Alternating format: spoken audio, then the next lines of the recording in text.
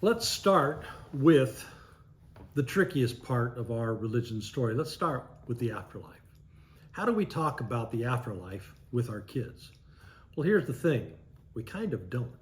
We don't talk about the afterlife. It doesn't make it into our planned lessons. So this video isn't about our planned curriculum. It's about what we say when our kids bring up the issue.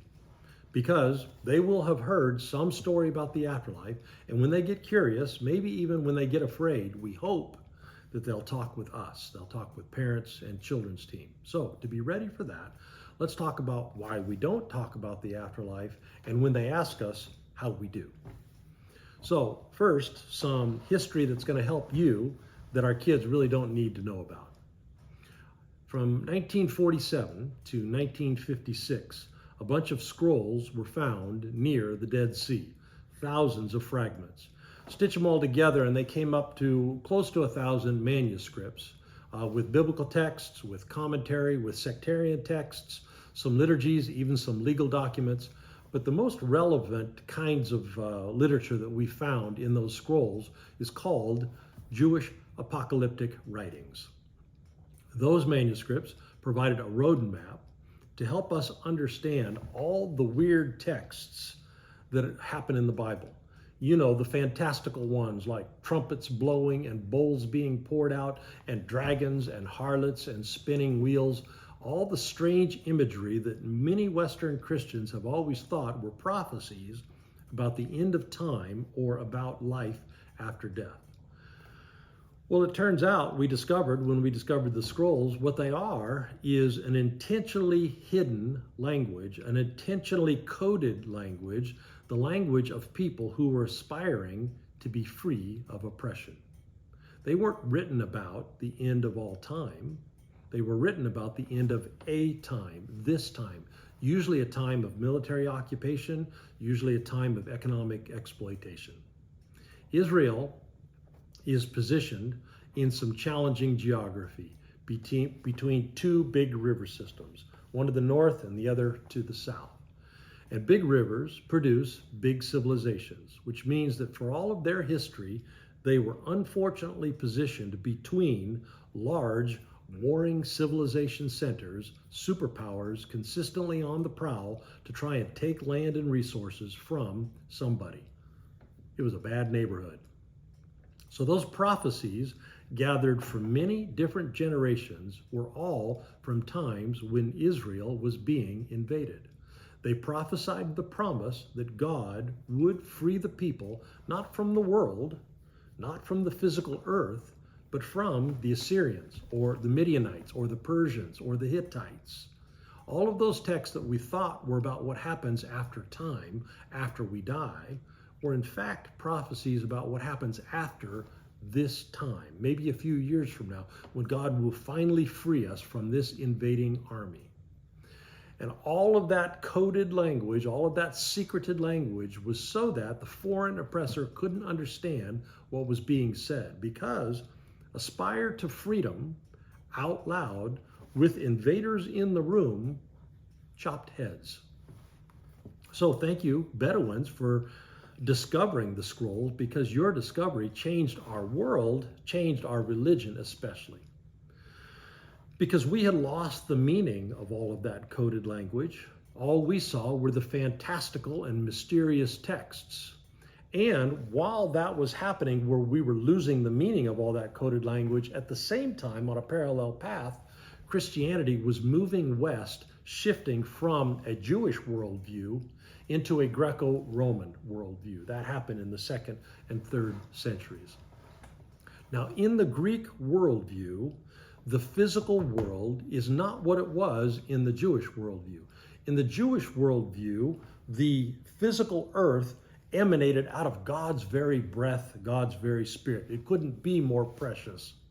But in the Greek worldview, as we migrated west, the physical world is base and ugly and corrupt and derivative of some perfected world out there somewhere.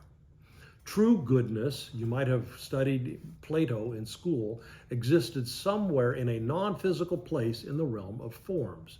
But here, in the physical, touchable world, no, this is just debased here. So in those second and third centuries, Christians were hard at work trying to adapt their story, including all those wild texts, to fit into the Western multi-tiered universe. So they took this Jewish story and they took these Jewish texts and they shoehorned them into a three-tiered reality.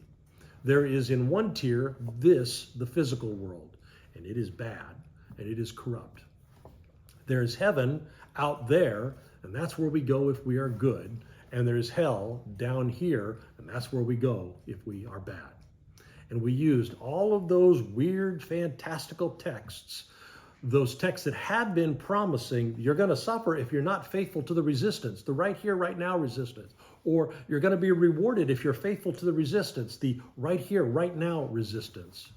We used all of those texts to create a new story, a reward and punishment after we die story, not a reward and punishment from God after we are delivered from the Philistine story. No.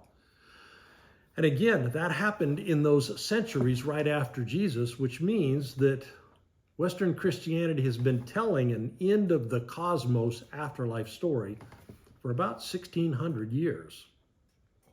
Consequently, the Dead Sea Scrolls caused religion some trouble because tell a story for that long, it gets a little difficult to say, oh, we're sorry, we really got that wrong.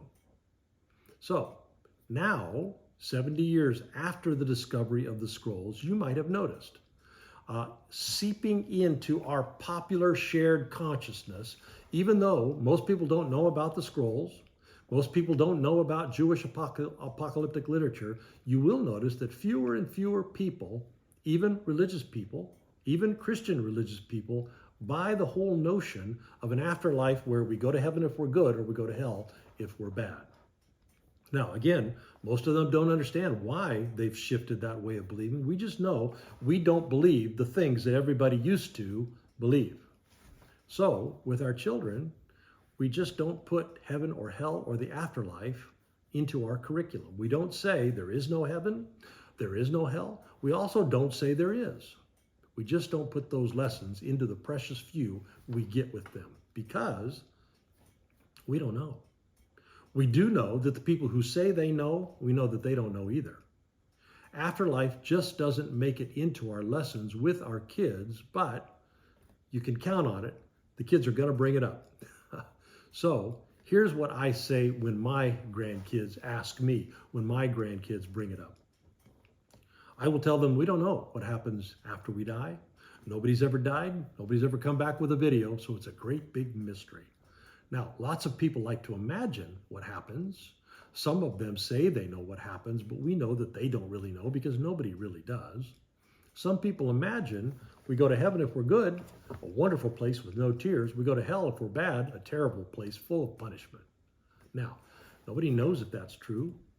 Nobody knows if it is, but that is what some people like to imagine. Other people imagine after we die, we get another life. We get to come back as another being. Sometimes we are born again into the body of an animal maybe, or maybe we get to be born as a poor person or as a rich person. In that way of imagining, we get lots and lots of chances to learn how to live good lives. That also seems like a good story, but again, we don't know. Some people think nothing happens. Some people think we just stop existing and that's the end of everything. But they don't know either. Some people like to think that the energy that we create in the world, in our lives, with the people that we love, that energy lives on after we die. It lives in those other people who then pass it on to other people, lives on in the fabric that we create that is this earth. Maybe that's true, but again, we don't know. So, I'm not sure, grandson, what I think. That's a conversation we've been having lately. But I will ask, what do you think? Or what would you like to think? And if you were to think that you would like to think, how would you live differently? Would you be a better person or would you be a worse person? Would you be more scared or would you be less? Would you be more concerned about helping other people or would you be less concerned helping other people? What do you think? We call that approach informed agnosticism. We know the options. We are informed. We know what people believe. But we don't know if it's true. And we know that they don't know either. That makes our afterlife stories kind of a game of imagining. What would that story do to us? What happens to us when we tell this story or that story? What happens if we become atheists and tell a story that there's nothing? What happens if we become reincarnationists? What happens to us when that's our story? Nobody knows, but what happens when we tell that story? Well, that's how we do not, but then maybe do when they ask, talk about the afterlife with our kids. I hope that's helpful.